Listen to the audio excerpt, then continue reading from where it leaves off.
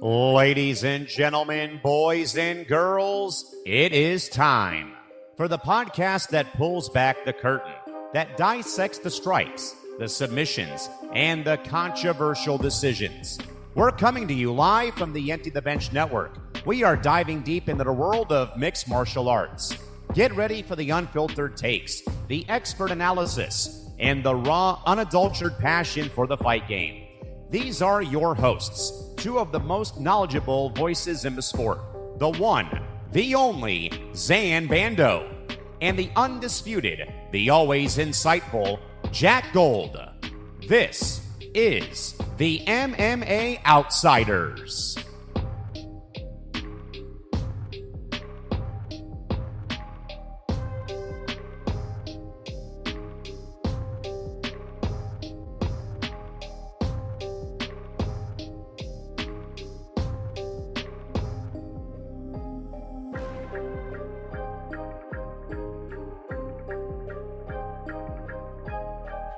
And we are live. This is the MMA Outsiders episode 156 with myself, Zain Bando, and Jack Gold. Jack, how are you today? I'm doing good. Look at that new intro, baby. We got the special treatment now. Shout out the ETV network. Yeah, that intro is pretty impressive, isn't it? So that's going to be our new intro moving forward. I never thought we would get an intro. I thought it was pretty cool. I thought we were both hyped up. I mean, to hear that we're two of the most knowledgeable voices doing this, I think is a pretty nice compliment. When do you say so? Listen, I didn't know that was coming. I didn't know it was going to be said, but I like it. Undisputed and always knowledgeable. I'll take that. Yeah, so excited to be back here with you on this Thursday afternoon. We have no UFC card this weekend, but figured we would still do a stream anyway. A few quick reminders before we get started. Please be sure to like and subscribe to the Empty the Bench Podcast Network. You can do so, youtube.com/ETB Network. And of course, for those of you listening for the first time, my name is Zain Bando. I'm a staff writer at MMAKnockout.com as part of the Sports Illustrated Network. And of course, to my right is Jack Gold. He is an independent MMA content creator who always seems to have something going on. And Jack, do you have anything exciting coming up in the next few weeks that's new and fresh that you can inform our viewers and listeners about? Man, the only new stuff really is we're getting closer and closer to leaving this leaving this cold weather to get to some warm weather. So the Jack Gold's move from Chicago is in progress. And is there anything else you can say publicly other than that, or is that how you're going to leave it? I'll say it. I'm leaving Chicago. I'm going to Atlanta. I'm joining the fellas down there that have been very kind to me for bigger and better opportunities. I'm excited. It'll be good. I'm sad to be leaving the greatest city on earth and leaving my boy Zain Bando, but I'll be back a whole lot. It's the cheapest fight in the country. I love that. You'll be back. 10-hour drive. I'll be back and forth. Oh, you'll be back for sure. I have no ifs, ands, or buts about it. I'm just happy for you that you're getting an opportunity of something that you've really wanted to do for a while. So I think it'll be a very cool experience, and you can dive into it more if you want. But it's cool to know that is, of course, on the horizon and all that good stuff. When we get pen to paper, I'll announce everything. But for right now, we're moving, baby. That's the best I can tell you. For sure. And then just one other reminder, you can listen to the MMA Outsiders wherever you get your podcasts. And of course, you can also just use YouTube Premium as well if you want to swipe out of this and go to other apps, or if you want to just put your phone in your pocket and still listen to us, you can certainly do that as well. And for those who may be wondering, even with your move, would you assume that our weekly ventures are going to continue, or do you think it's going to be a little bit different? Oh, we're rocking and rolling, baby. The time might have to change, but the show is not going anywhere. Okay, so now it's going to be bigger things for the show in the works, and we will be ready to announce those as soon as we possibly can. But for now, let's get into the show, shall we? I'm ready. I'm ready to rock. Yeah, so we have a pretty heavy recap episode this week as opposed to a preview show, just because, again, as I alluded to off the top, there's no UFC event. So let's get into it. UFC Vegas 113 from the Meta Apex. This past Saturday, we watched the main card together. We obviously had Mario Bautista making some impressive work over Vinicius Oliveira in the main event. I guess we could start with the main event. What were our early thoughts of the fight itself and just kind of overall how it played out? Man, I think it was good.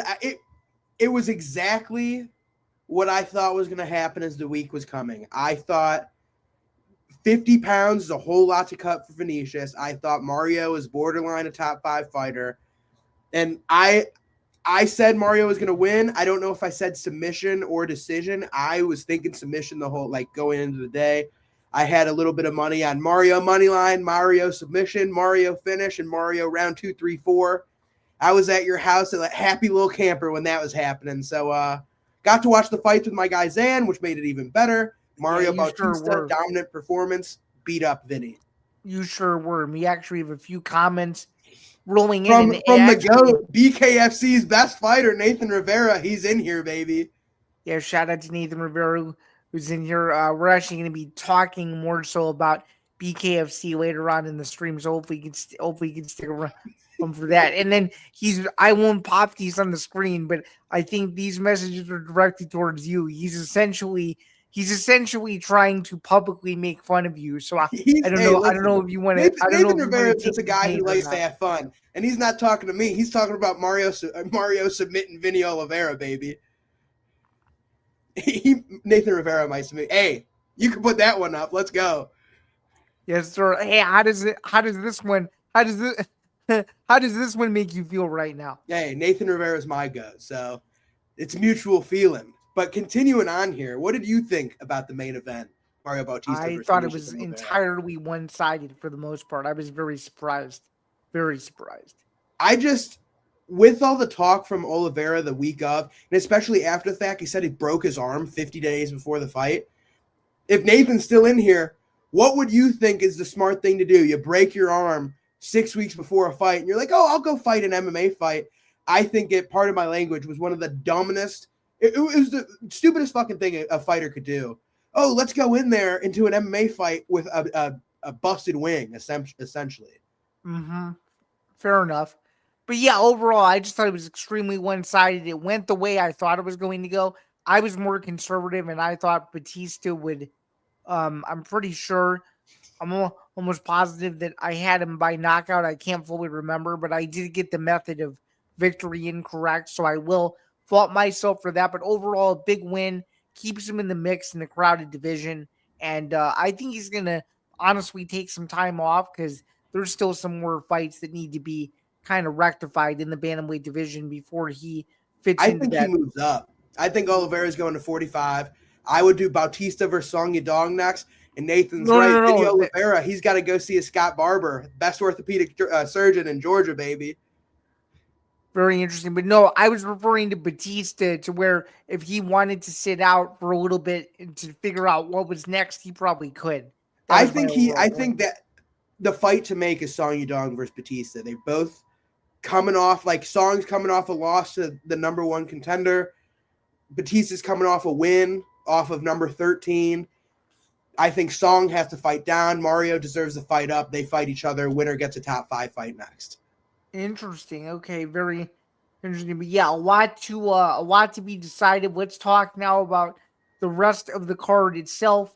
Were there any other fights that really stuck out? Honestly, you and I both agreed as we were watching it that the main card was just extremely boring, dude. It was not good. It was definitely a tougher. I think looking back on it, it was more so a problem with. Oh, do you want me to add here? This? I've got the Tapology up once I can get this ad off here. Sure. Come on now. Here we go. Bang. So if we're just looking at the main card here, here's what I'll say. I thought the main event was very good. I thought the co-main event was very good. The Gooch is loose. Horiguchi, one more win, he gets a title fight. I want it. I don't know who he's going to fight. I want to ask you who you think is a top 5 matchup at flyweight he should get. But I think Horiguchi dominated Albazi, dominated Tagir, should get a 5-round main event in the Apex or a 3-rounder on a pay-per-view. Winner gets a title fight. I wouldn't be surprised if they make Horiguchi versus Taira fight night main event Tokyo. I don't think it would be Tokyo, but it would be their May event that's in China, I would guess. Would probably be what they would do. I think they just make a Japan event. I think they've been wanting to do that. I think China, we have enough Chinese talent to throw them on that event. I'm thinking maybe June or July, we do a fight night in Japan, have those two headline. No matter who wins, it's a Japanese fighter, and then a Japanese fighter gets the fight for the title next. I also think Pantoja's coming back sooner than we thought. So I think either they're going to do Cap versus Van on 326, or they're going to wait, give Van Pantoja, then Pantoja maybe you do Manel Cap Horiguchi 2 or 3. I forget what it was. Wait, Jack, are you predicting that Cap versus Van is going to be the 326 co-main event replacement?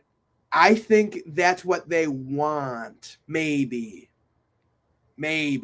I think they have a couple weeks to figure it out, so it would be very interesting. I think either that co-main event is Van versus Cap, or they make Van wait.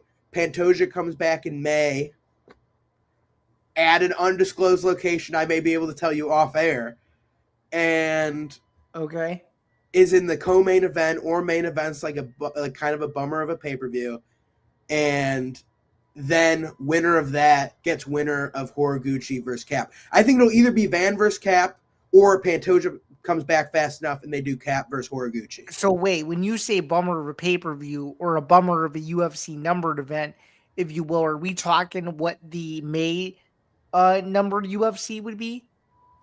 I think in this location, from what I've heard where it's going to be, I can't say. Okay. But it's a usual bi-yearly or yearly location that typically is always not stacked. It's typically a lesser pay-per-view every year. Yeah, I'm not going to say it either, but I think I know exactly what location you're talking about. And with that, I would not be surprised at a flyweight title main event. Now, it would be a fun fight, but by the way, if you look through past history, flyweight title main events at this said undisclosed location are very common. So I think it's a weird one. It's a weird one. I think I'm happy that the UFC is going there again, but I would not be surprised if it's a lesser pay-per-view numbered event of what we're getting beforehand. I think 324, 25, 26, 27, all going to be awesome. Fair enough. Okay, well said. So with kind of all that in mind, let's talk about the overall broadcast itself. So it seemed like Before we move on, I need your opinion. Sure. Rizvan Kuniev versus Jailton Almeida, and Almeida is no longer in the UFC. What are your thoughts? I don't think he should have been cut. What do you think? I get it.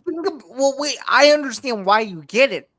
But dude, the heavyweight division is in such bad shape that you're gonna cut guys that are realistically ranked in the top 10 by the media? I mean, is this just to make room for the inevitable? Which I'll get to the inevitable in just a second. But to me, that's what it seems like. Well, I think it's a combination of a couple things. I think after this fight, I think Jailton took this fight on short notice to try to get in the better graces of the UFC, and he delivered another stinker. Now, this is back-to-back fights he basically didn't fight. He was just wrestling. And the biggest problem is that he is better than both Volkov. I won't say better than Volkov, but he's better than Kuniev. He's more athletic. He's a better wrestler. He's a better striker when he throws punches. Like, it was a weird one. However, I think what affected him is that after the fight, he said he wanted to move back down to light heavyweight. And the UFC's like, we're cool at light heavyweight, buddy. We're cool. So I think they were like, when he wanted to move down, they were like, we don't need you here. And then he was probably getting paid a lot of money. He's 8-3 in the UFC, top 10 heavyweight. I get it. And with the cuts of Javid Basharat not getting a new contract, Almeida getting cut, Makhachev getting cut, these good fighters, Hanat Fakhretdinov, never lost. All these guys are not getting re-signed because of the way they fight, even though they're good.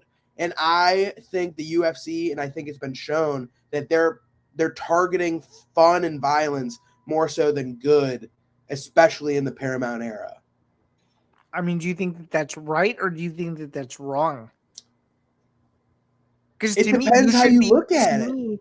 I think you should be rewarding guys based on their record. If you're a top 10 heavyweight and you're 8-3, who cares if you have two horrible performances?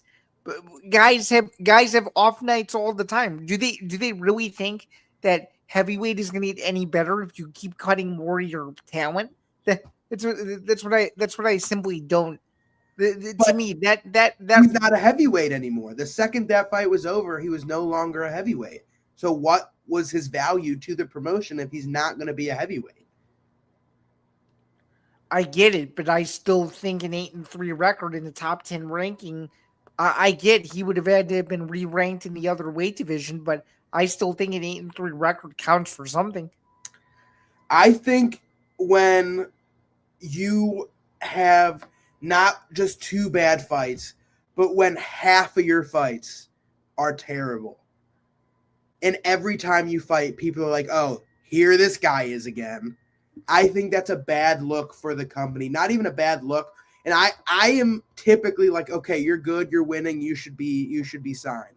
But I also think when you're not a fighter, when all you do in every fight is you don't fight, you come in to wrestle, I think the high ups get pissed, and then he does it again, and then he does it again, and then he does it again. And then he does it again, where they're just fed up and they're like, get rid of this guy. And I can understand it.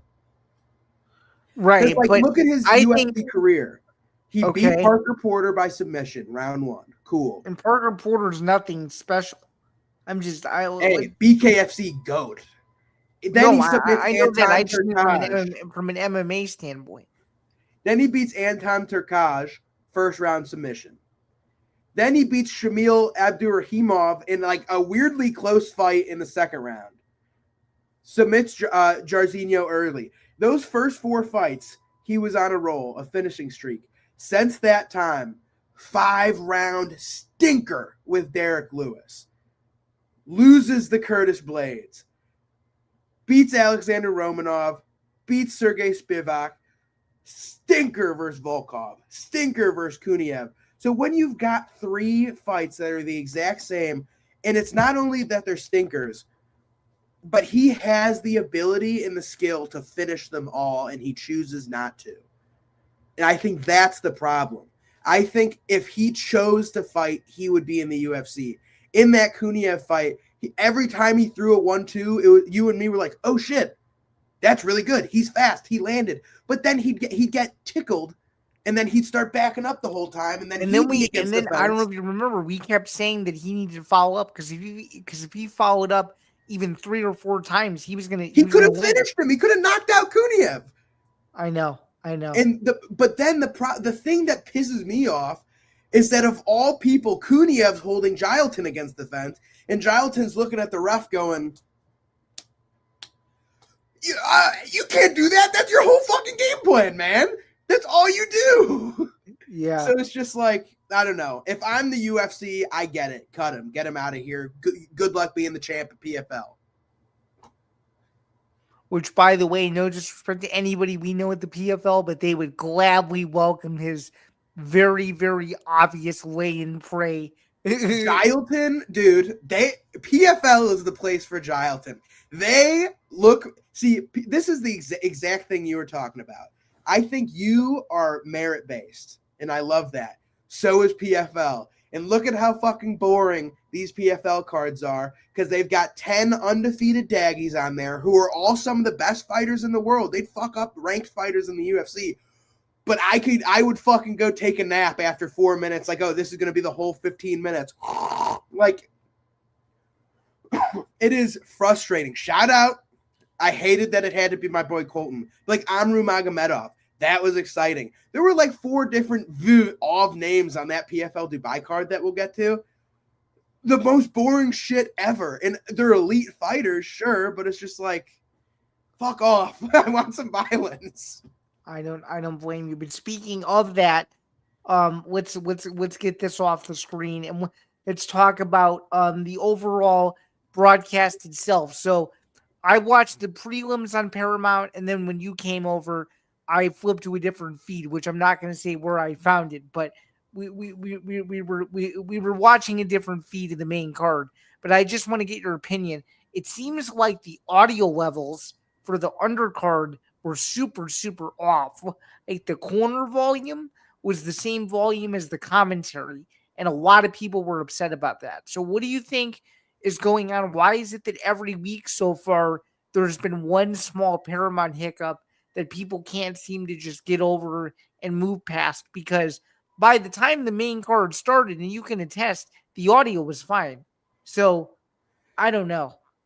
What do you think? I'll give them the benefit of the doubt. Now it's CBS and they should have this shit on lock. Let's say that. But it's also like they haven't done MMA in 10 years.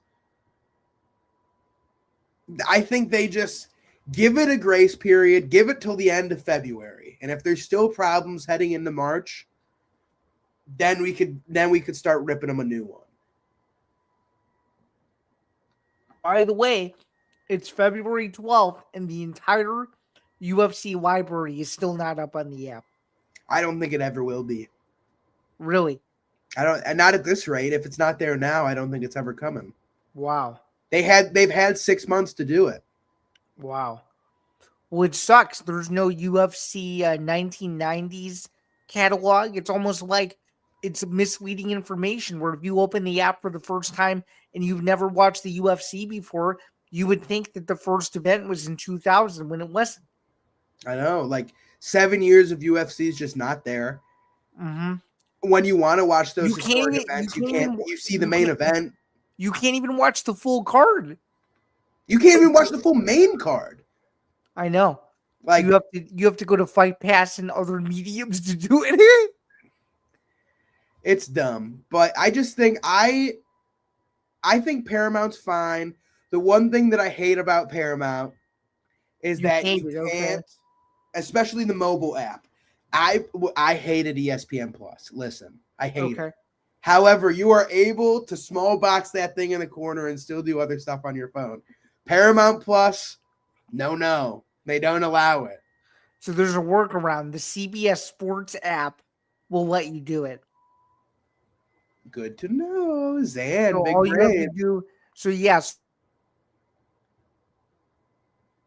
Oh, my bad. Didn't mean to mute myself. All you have to do is sync your Paramount credentials to your CBS Sports app, and then you're all Gucci. Good to know. Good to know. Without Zain Bando, what would I do, man? He's a smart guy. Also, another benefit to having the CBS Sports app, besides setting all your favorite teams and doing all that shit, you can see live up to the second fight statistics without looking at the screen. That's awesome. So you know what's going on in the fight the second you turn it on, whether you missed 5 minutes or you saw the last 30 seconds of a finish or whatever. It's all right there for your disposal. And then all you have to do before the next fight is just screenshot whatever you want to keep. So interesting. I like that. For sure. All right, speaking of MMA, we had a card earlier in the day. It was the PFL Road to Dubai card on ESPN Unlimited, which for those of you who don't know what that is, it's the new all-in-one ESPN Plus streaming service, which I get included through my provider, so I didn't have to pay any extra for it. I'm going to be honest with you. This card was very, very vanilla and very, very whatever. I didn't care. I didn't really care about it. I cared about the main event. I'll say that. I was excited for the main event, but the rest of it, I could have probably done without, to be quite honest with you. And even worse, Curzon retiring just totally ruined the whole vibe of the main card. You're 29 years old, you win the vacant title, and you decide to retire. I was like, what in the world are they going to do now? That makes no sense. It was a weird one, man. Like, I thought the card top to bottom was actually pretty entertaining. Like, I thought, like, at the bottom here, Hyder Khan, minus 1,000 favorite, gets finished immediately. Pretty fun. Khabib Nabiev, kind of like a slow, steady TKO, whatever. Luke Traynor versus Rob Wilkinson was pretty fun. Respect to the women. Luke Traynor versus Rob Wilkinson should have been on the main card, to be honest with you. I agree. This one, hated it. Terrible. This one, terrible. Pretty sick. Listen, a Taylor Lapalus finish. I'm happy with that. That boy's getting a title shot. He deserves it. He is nasty every single time he fights. He's someone who I'm like, how does the UFC let him go? Yeah, he goes to a couple decisions. Bro, he's so good. I know. Hopefully he fights in the United States because I've never seen him live, dude. He's good. That'd be cool. He's good. Next up, Amir Albazi. This guy might be a problem. This guy might be a problem. And this guy might be a guy that maybe isn't in the PFL as long as people might think. No, he's coming to the UFC at some point. This is another guy, Puya Rahmani. He's the real fucking deal. I was hesitant to be like, oh yeah, grappler guy, whatever. Carl Williams is like, win or lose, he doesn't. Yeah, this was a bad pick by me because if you remember, I had Williams and he just got smoked. See, I had Puya Rahmani decision. I thought Carl Williams, like, death, taxes, and Carl Williams goes to a decision. Puya Rahmani submitted him in the second round after a dominant 7 minutes. Dude's legit. This sucked. This fight sucked. Pinedo and Isbulaev didn't do shit for 4 minutes and 30 seconds. No, and then Isbulaev like cracked Pinedo's orbital and just fucking smashed him on the ground.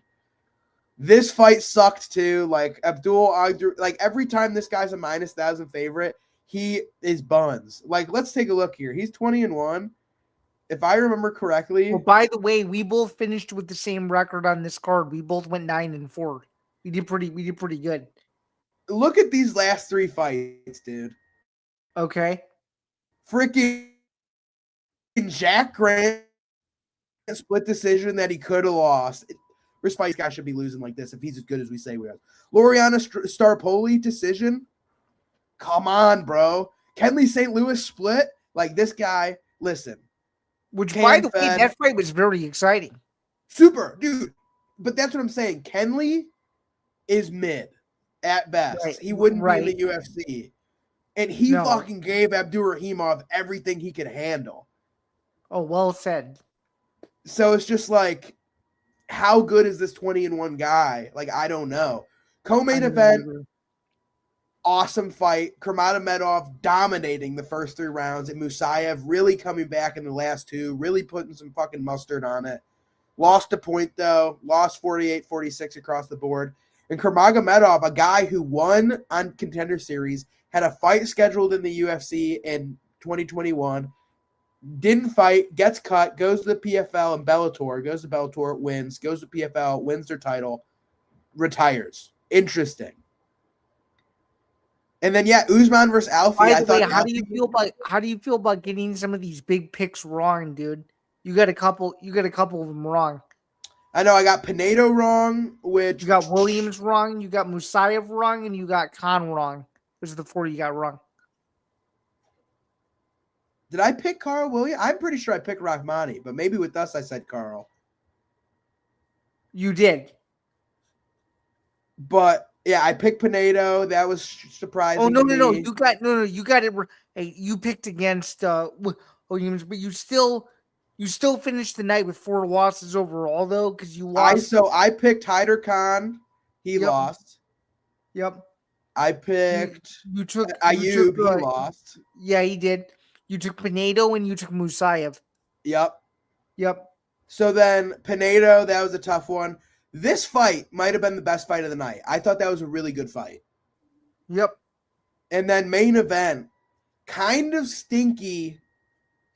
Like, it was like a lot of just like touch butt in the park, weird kicks, weird stances. And then like the second Usman got a hold of him, disgusting Rutolo choke, dude. Disgusting. Put him out in like 5 seconds. Yeah, which is a submission you don't really see all that often. It's literally, never saw it before, and then the Rutolos hit it. It's like this arm triangle, rear naked choke type deal. It's so nasty. Dude, if they lock that thing up, like the amount of pressure they put on you, like dudes go to sleep instantly. It's weird. Well said. But I would say like a 6. I would give this card like a D+. Yeah, C-. me too. And obviously the main event was nothing special. No, main event was whatever. Co-main was good. This fight was good, but like weird. Terrible until the finish. Domination, cool, terrible, weird, terrible, good finish, terrible, out of nowhere. I think that does it for that. Yeah, well said. We don't have another PFL event for about a month, so we'll be taking a break. I know. Who's next? We got PFL. The Madrid card. Madrid, and then we got Chicago, then we got Pittsburgh. Then we got No, Pittsburgh, Chicago, Boston. Madrid, Pittsburgh, Chicago. Yep. Boom. And then are you coming back for the Chicago card? You're gonna be there? I'll be here. I won't be moved yet. That'll be about a month before. So I'll be here. I thought I was gonna be gone, but we're rocking and rolling. We'll be at we might be able to carpool to that because I'll be there. I'll be there too. I'm ready. Now let's do it. And I think that's a good place to end the PFL discussion there. Let's move back to what would be, in my humble opinion, the biggest fight that could possibly be made in mixed martial arts right now. There's this possibility. Islam Makhachev, Ilia Topuria, potentially at the White House. Islam Makhachev told a Serbian outlet the other day that if the UFC called him tomorrow and said, hey, do you want to fight Ilia? He said, quote unquote, that he'd be ready to fight him. So what do we think? The fight is still right there. They're both still at the peak of their championship runs, if you will, even though Islam just won the welterweight strap back in November.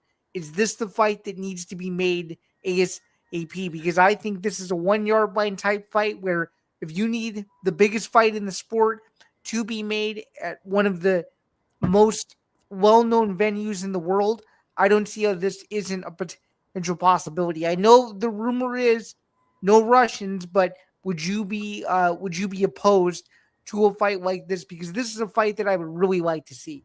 This fight ain't happening at the White House, brother. This fight is happening November 15th, 16th, 17th, whatever that Saturday is. Madison Square Garden. That's what's going to happen. Okay. At 170 or maybe a 65 catch weight, because Islam is not moving back down. So now it's a matter of, does Ilia vacate, move up? Does Ilia slime out Justin Gaethje in June and then go fight Islam, which I think is the move? Or, I don't know, do they not get the fight made? Like, I feel like what we loved about the UFC for so long is they got the big fights made. And that's what we hated about boxing. And it's kind of flipped. None of the big fights get made in MMA anymore. And fucking boxing. By the way, it would be November. It would be November 14th. If they November 14th. Mm-hmm. So like, yeah, that's, I think from June 14th to November 14th, 5 months. That's plenty of time. Okay. You go do that. Like, I don't know. It's a weird one, man. It is a weird situation. So if I were a betting man, I would say the fight doesn't get made. Wait a minute. So with that said, we talked about this a week ago with the Ilia versus Justin Gaethje possibility. With all of this now in mind, and the wheels are sort of in motion, sort of now. We don't really know what's fully going on at the moment. As we get some breaking news here in the next 20 minutes, which I don't think we will. But with that being said, I mean, do we think, I mean, if this fight were to happen, you'd have to assume that Ilia has to beat Gaethje first, right?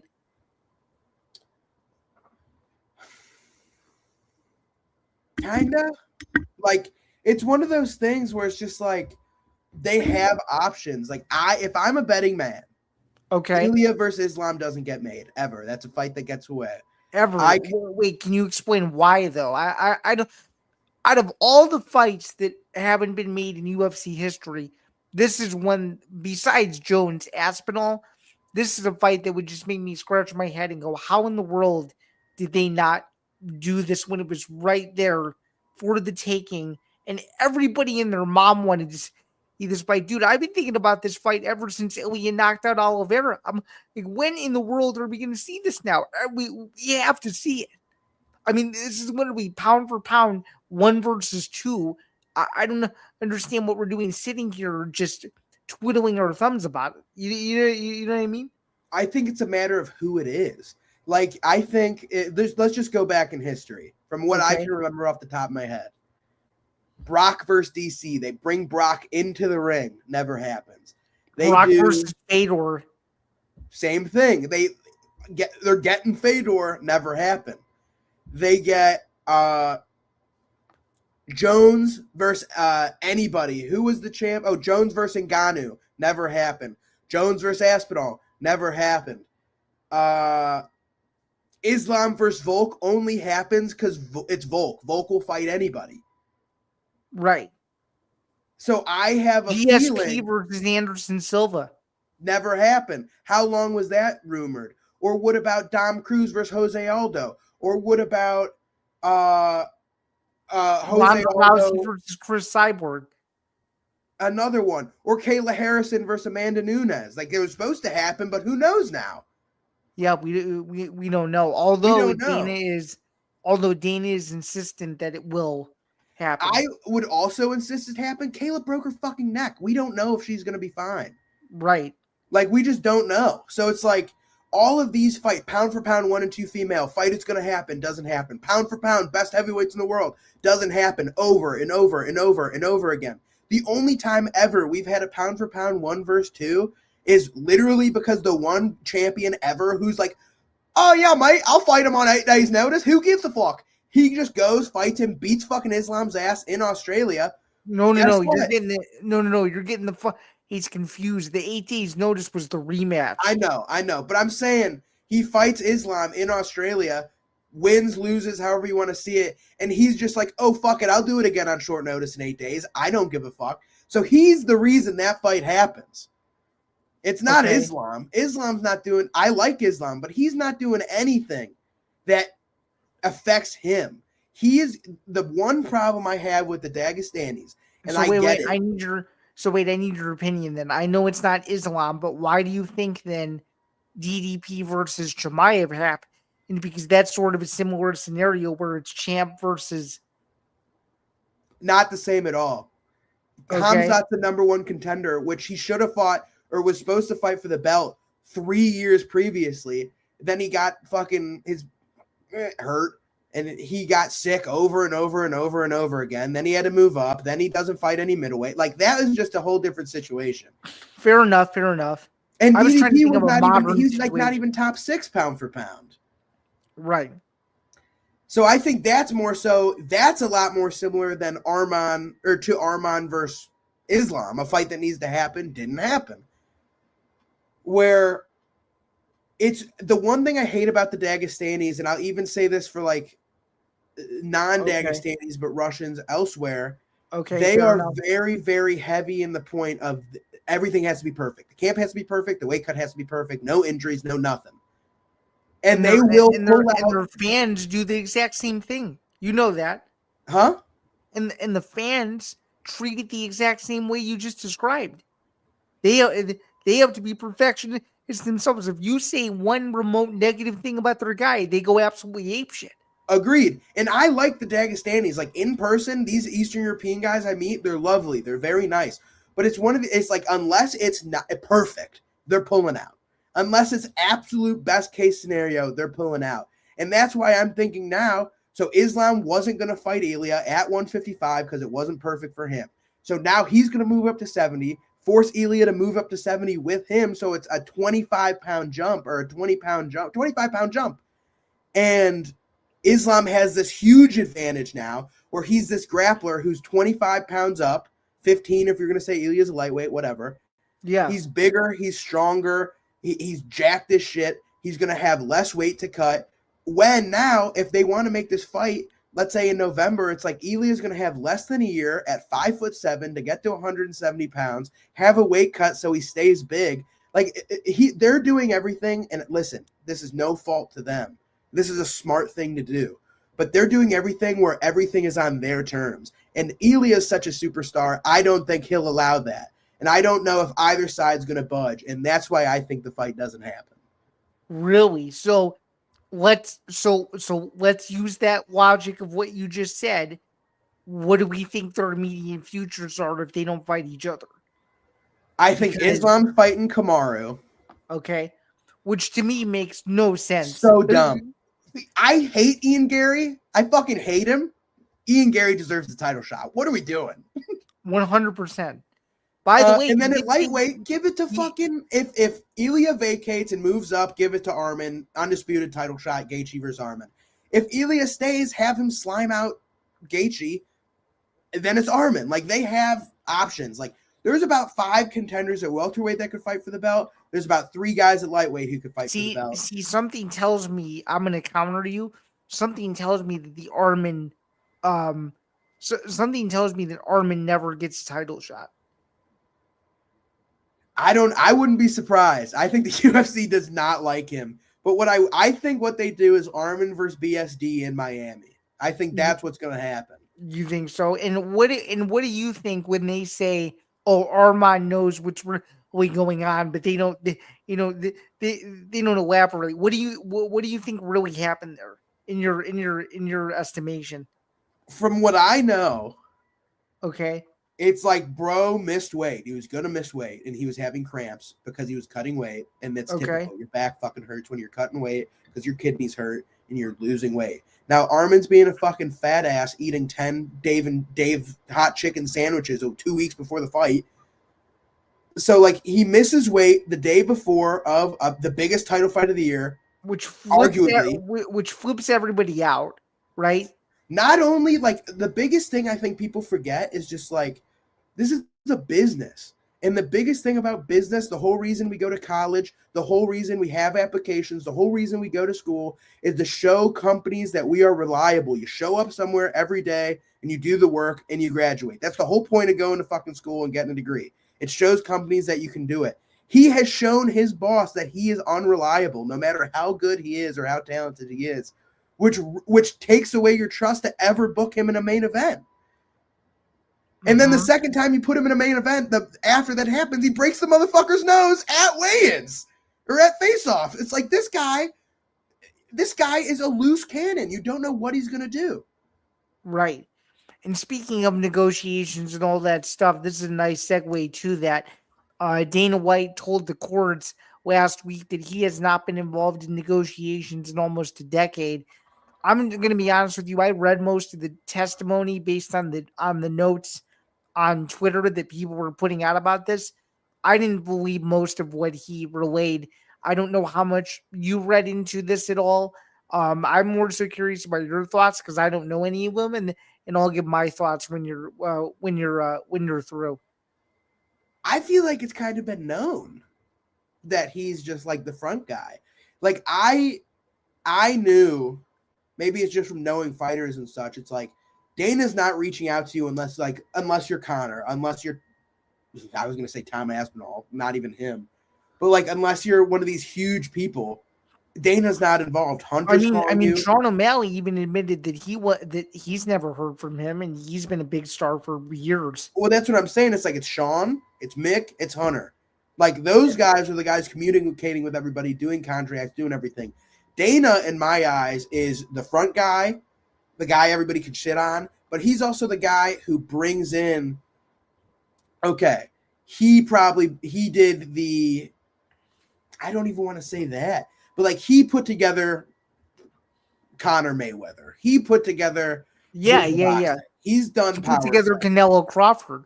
He put together Canelo Crawford. I think it's more so he's doing this stuff for other companies and other sports, which is causing him, like he got his people around him at the UFC to be like, okay, yeah, we're cooling. but he's doing it for the other stuff now. Like, he went out and got J.O. Patia, in my eyes.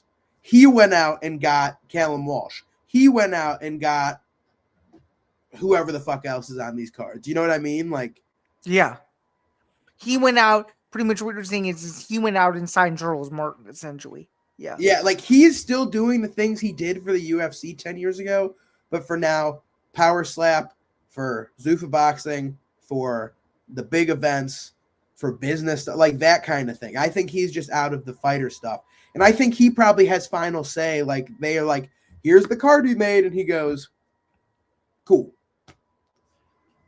Yeah, which, by the way, I think he's saying cool a little bit too much because some of these cards are not it, bro. I'm with you there. So, speaking of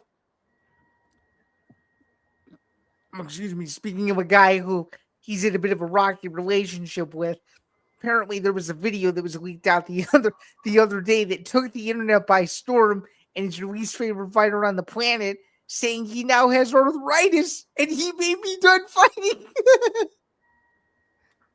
This fucking guy.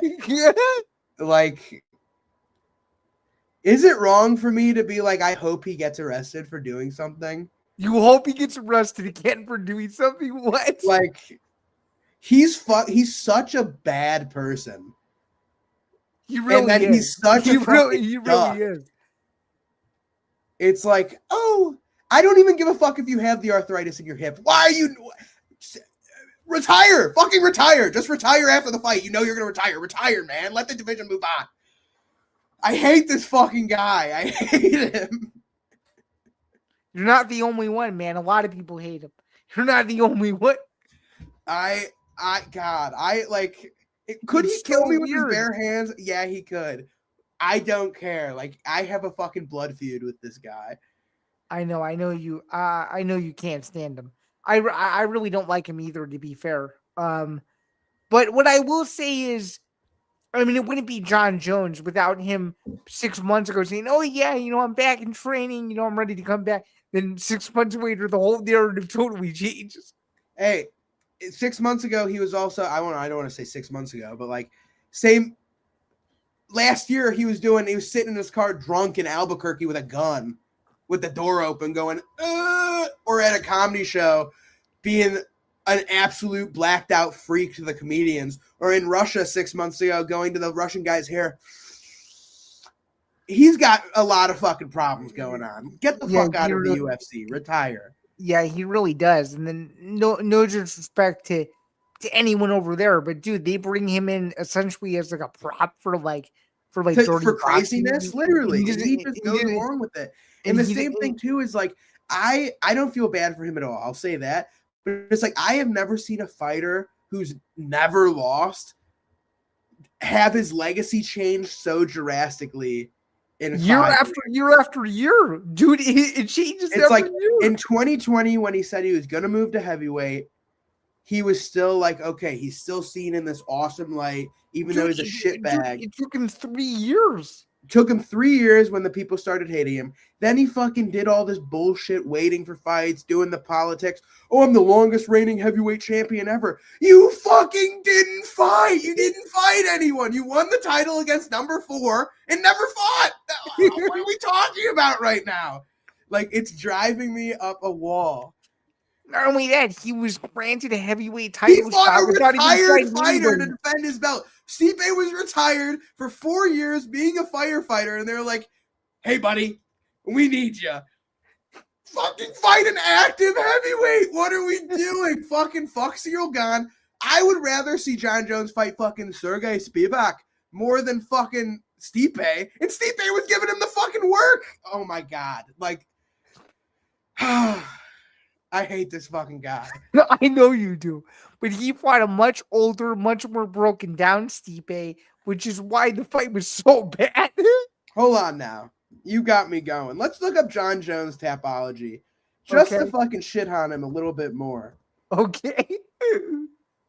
Also, with all this legacy ruining such. By the way, in my opinion, he did lose to Thiago Santos. I'm just putting it out there. I mean, he lost to Dom Reyes. But this is exactly what I'm going to say. Yeah, right? Let's pull this bad boy that's up. the fight. That's the fight I meant. Yeah. We got John Jones here, 28-1. He should be 29-0, but it's all right. Hey, he cheated. He gets a loss. But let's look here. Let's just go down the list. Retired fighter. Number 4. Mid. No. At the time that he fought, he was really good, and then he fell off. We're not looking at the time he fought him. We're looking at now we see his career as a whole. Okay. All right, let me say this. I am a Dom Reyes fan. I like Dom Reyes. But what we've learned about the undefeated Dom Reyes is that he's got a glass chin. John Jones can't fucking knock out. He couldn't knock out a teddy bear, bro. Like, he's got nothing. Cyril Gane, fix. Dom Reyes, at best, number 10 in the division. Wait. I'm just curious. What's the reason for saying that the Gane fight was a fix? He destroyed him in like a minute. I'm just messing around. I was cage side for that fight. And it was I know. Literally for 50 seconds, they danced around. John hit a little spin. And then Cyril kicks him in the cock, break. And then John comes back from the fight and just grabs him and like cranks his neck and it's over. Like, okay, cool. Dom Reyes, like the moment got to Cyril. Cyril gave up. Dom Reyes is at best a mid-ranked light heavyweight, beats John Jones. Thiago Santos, at best, is a mid-ranked light heavyweight, beats John Jones. Anthony Smith, at best, is dog shit. John Jones fucking should have lost this fight because he cheated again. Cheating. Alex Gustafsson, other than the John Jones fight, what did he do? Lose to minorities. Daniel Cormier, that's a good win. Hey, guess what, though? He popped for steroids. Ovince St. Preux, horrific. Terrible. I don't want to say terrible because he was good in his peak. But, like, again. Well, by the way, you have to remember, too, and this is important context, he took the fight on 2 weeks' notice because Anthony Johnson got hurt. I agree. But he's also, for context, was coming off of a steroid pop. I don't really give a fuck.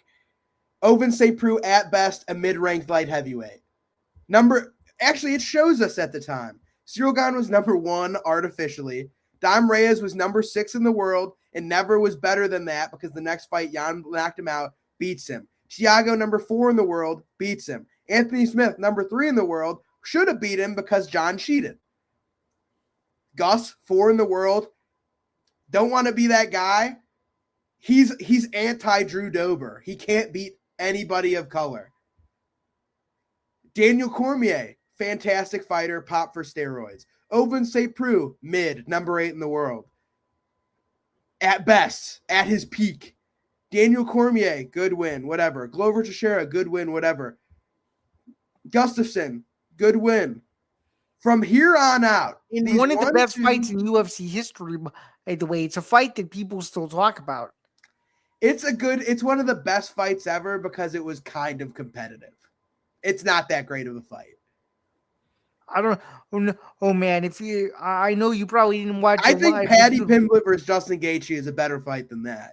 No way. No. Wait. Rewatch it. Tell me which one's more exciting. No way. Would I watch Jones Gustafsson one as it happened, and you cannot tell me that. There's no way. Here's my problem with his reign. 1, 2, 3, 4, 5, 6. His first 6 title defenses and title wins are against middleweights. No, dude. His first 5 or 6 title defenses are all against former champions. What are we talking about? Former champions who should have been there's. If we look at my thing is if we look at the heavyweights, light heavyweights, and middleweights of today, and we look at who was champion at the time when John beat them, I'll give John the credit. He was ahead of his time. Today, Shogun's a middleweight. Rampage is a middleweight. Lyoto was a middleweight. Rashad's a middleweight. Vitor's a middleweight. Chael's a middleweight. They're all middleweights fighting a guy who's a foot taller than them. Now, is that anything that Jones discredit? No. But I think these are all grain of salt, he was fighting guys who today, my biggest gripe with Jon Jones is he did not fight one current top 5 ranked guy at any division. Like, if you threw any of these people in the current division besides DC and Glover, who's in the top 5? I'd argue the version of Shogun he beat was probably a very good version at the time. Okay. That's one. I put Shogun in there. I'd probably put the version of Gustafsson who he beat the first time, and then let me ask you this. I'll just go down.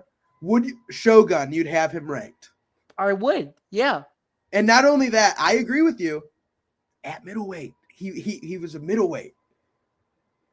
Quinton, I don't think he'd be ranked. No, and he did not deserve the title shot anyway. To begin with, they only gave it to him because he was still a huge name at the time. Lyoto, after he got figured out and beat, he couldn't win. I don't know. Rashad, so Lyoto probably not. Rashad, I love Rashad. He ain't sniffing the top 15. No way. TRT Vitor, he might. Yeah, that version of him was very dominant. Agreed, but he was also on the sauce. Like, that's sauced up Vitor will give him a break. Chael, he's not even top 30. No, I agree. Like, Chael, I agree. Sonnen, they only gave him that fight because Sonnen was still running his mouth. And Chael Sonnen is as good as Austin Vanderford. That's a bold statement. Gustafsson, as good as he was. Get out of here, ad. Get out of here, ad. As good as he was after that first Jon Jones fight, he was never the same again. Loss. Close fight, though. Loss. Finished by Anthony Smith. Lost to Verdum. Loses to Krylov. Like, he just was never the same. Right. Where Dom Reyes, never the best at light heavyweight. Thiago Santos, never the best at light heavyweight. Stipe, never the best at heavyweight. Cyril Gane, never the best at heavyweight. He just never fought the number one guy. And if you're supposed to be the greatest of all time, you have to be the number one guy. What do you mean Stipe wasn't the best at heavyweight? I think a lot of people made the argument that Stipe was the best heavyweight ever because he had the most title defenses. Well, this is Stipe 4 years on the couch, not training. No, I get it, but I'm 2019 Stipe, 2019 Stipe versus 2019 Jon Jones, different story. But 44-year-old Stipe Miocic off the couch, he's not even a top 10 heavyweight right now. Right, okay. Like, I'm saying when he fought these people, he never fought the best guy. Besides in the beginning, when they were just so much smaller and one-dimensional than him, it didn't matter. Right. So, like, I think his whole resume essentially has an asterisk. And technically, he didn't fight the best heavyweight in the world because the best he never fought the best heavyweight. He never fought the best light heavyweight. Right. And if you're supposed to be the GOAT, you got to fight those guys. I don't know. So therefore, does Khabib have a better argument of being the GOAT than he does? I don't know. My GOATs are DJ and GSP. They're my two GOATs. I think they're the greatest of all time. Okay. I think they fought the best of the best at the time multiple times and beat them all. I would argue you could say the same thing about Anderson Silva. And Anderson Silva was the champion.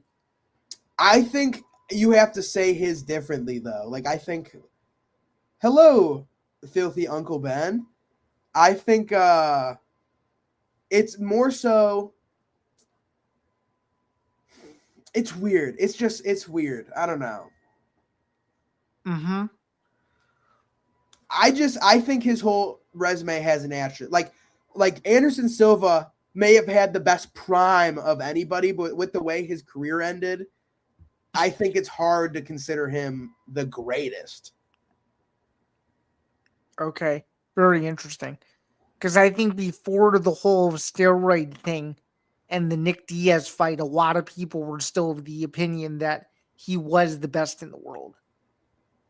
So I don't know. I think it's tough. I think Anderson was just like a victim of his own drive, where like if he retires after the Weidman fight, the second one where he snaps his leg, it's like, okay, one of the greatest of all time ends due to injury.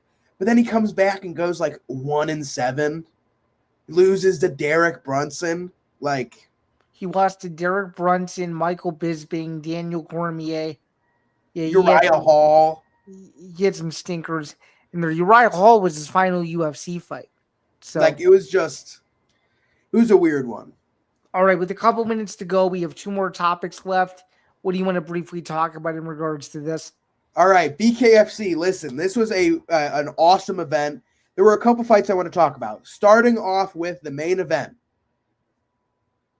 Weird. I should have known. I love Big Ben Rothwell. Andrei Arlovski is now 3-0 against the Kenosha King. He is the new BKFC heavyweight champion via TKO. To see Arlovski even compete at this level, for given his age and given how long he's been around combat sports, is unbelievable. I know, and he pieced him up, cut him in the eye right here, had a massive cut here. Like, it was a good fight. What I really want to talk about, though, is the co-main event. If you have not seen Knucklemania, this is the fight of the night. You go in and you watch these walkouts. It's pound for pound, 1 versus 2. Mundell versus Hunt. Mundell's moving up 20 pounds on 2 weeks' notice to take this fight. Lorenzo Hunt's 43. He's an absolute Looney Tune. But let me tell you this. Lorenzo Hunt's walkout and intro genuinely might be top 5 in combat sports. I had goosebumps listening to it. And then he goes out there and fucking floors Dave Mundell. So, like, that was a crazy, crazy thing. Lorenzo Hunt, powerful, big champion, 12-2, tons of knockouts, walks out to power by Kanye West. No one man should have all this power. Kareem Hunt, NFL player, and Lorenzo Hunt's cousin walks out, juggernaut costume. And the announcer, I can't remember his name right now, but top notch. And we've got the pound for pound number 2 in the world, Lorenzo, the juggernaut. Like, absolutely fucking lights that shit up, gives me goosebumps, and then Lorenzo goes out there and floors Dave Mundell, the pound for pound number 1. Hunt's now the pound for pound number 1. Absolutely insane fight. Now, next up, really want to talk about it. Johnny Garbarino, Johnny Cannoli taking on Kane Trujillo. Dude, or maybe it's not Trujillo, but I think that might be like some TikToker, but Kane something. Knocked out Pat Sullivan silly. Right. A fix, bro. Like, that was one of the worst fights I've ever seen in my life. Kane, embarrassment, never have him fight in BKFC again. Because Johnny Garbarino, who's like, I think is mid, but the BKFC loves him. They'll probably keep him just for the whole views thing. Agree. Well, Johnny will stay around for sure. Right, but this right. Kane guy, every single time that Johnny didn't even land, threw at him. Right. Knee. Through knee. Through knee. Like, the dude had to take 25 knees throughout this fight. And I was like, it made a 10-minute BKFC fight last like 25 minutes. It was so embarrassing. Like, I don't know. That was terrible. There was a couple other big ones, like Ben Bonner had a nice win. Lex Ludlow had a nice win. Felony, we got to talk about Felony Bennett. Freaking 0-26 in his last 26, floors Pat Sullivan. What a guy. That's unbelievable. Walks I didn't out. even know gosh. he still remotely had it. I mean, Did you see the walkout? Yeah, I did. Ginger beard, Burger King hat on. This dude was a walking racist meme. And he floors a hometown guy. Felony Bennett's an absolute psycho, dude. No kidding. Because we only have a few minutes left, let's transition to boxing now. Zuffa Boxing 03. It's the next leg of a crazy Zuffa Boxing schedule. By the way, just so you guys aren't confused, this is the last event before the UFC announces its giveaway winner, meaning the giveaway winner to win what is being dubbed as the most badass weekend in combat sports. You get tickets to Power Slap 18, Zuffa Boxing 04, and of course, UFC 326. Your boy over here entered into it. I still don't know if I'm going to win the damn thing or not, but if I do, you guys will know about it for sure. 100%. And I'm like legitimately nervous. I keep checking my email every single day to make sure that I don't miss anything. Anyway, I'm legitimately nervous to see if I win this giveaway. But let's take a look at this card. Jack's been nice enough to pull it up here.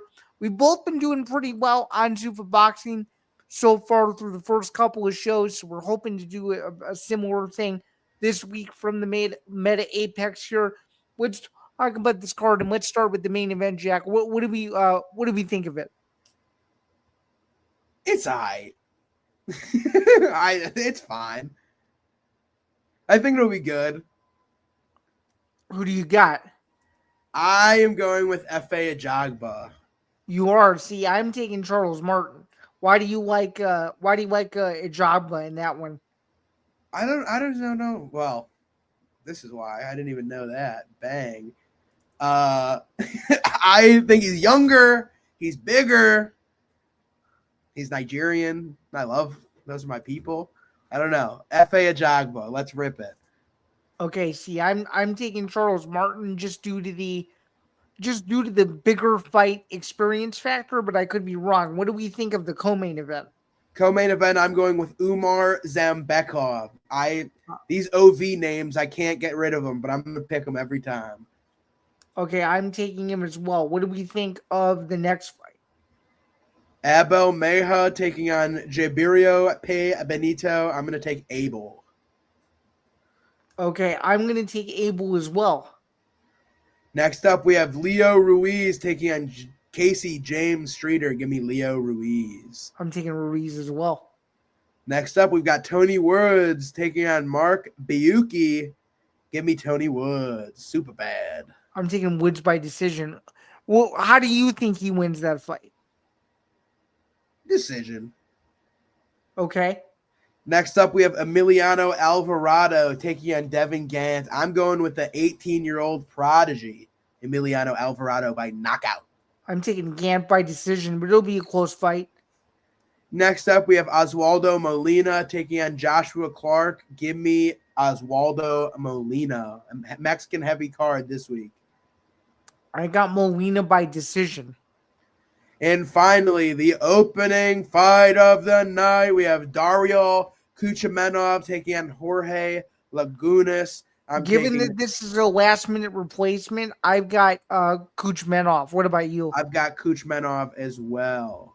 How do we think this card's going to go overall from an entertainment standpoint? What do we think? I think it's good. Listen, what I noticed the most about the new Apex shows and the new Zuffa shows that the expanded crowd makes a massive difference. You can really hear it. Are you excited to go to one of these at some point? Because I'm really excited. I hope so. We have to figure out a time to get out there, but I think going to one would be very cool. Yeah, and hearing that they're going to take it around the country, I think is going to be awesome, dude. I think they could low-key sell out the Wintrust Arena here. What do you think? Well, I think they could do that. I think they could sell out the Now Arena in Schaumburg. They have like 7,000 Would you people. go? Would you go to that? I'd go to that. I'd go to that. AEW, the wrestling people came to the Now Arena, and I saw Day of, and I got tickets for like $15. So when stuff is that close, you might as well go.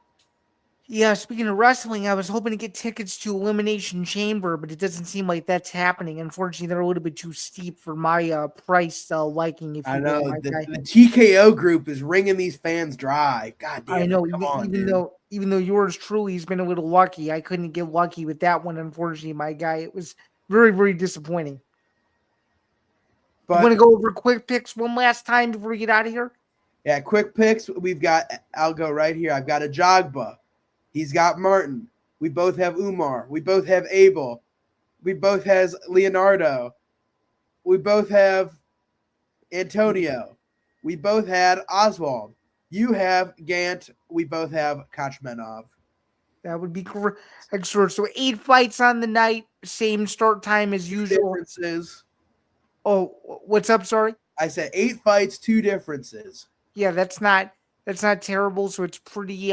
It's almost as in sync as possible. Just to give you some further context here before we get out of here, Going into this week, we are both 12-4. I went 6-2 on Zuffa Boxing 02. You went 4-4. I think we're going to be pretty neck throughout the entire Zuffa Boxing season, but all of that remains to be seen. So that's going to do it for another edition of the MMA Outsiders. This has been episode 156 with myself, Zain, Bando, and Jack Gold. As we sign off and get out of here in the next 30 seconds to a minute or so, Jack, anything else you'd like to add just for the listeners and viewers as to what's going to be coming up, or is there anything exciting to come moving forward? Hey, viewers of MMA Outsiders, tune in next Thursday, 2 p.m. Thank you to our commenters, Filthy Uncle Ben, and the best bare knuckle fighter in the world, Nathan Rivera. It was a good day. It's a good day, a solid day overall. I 100% agree. We will catch you guys next week for episode 157. And don't go anywhere, because for the first time in the show's history, or at least since we've been doing the show, we will have an in-sync outro.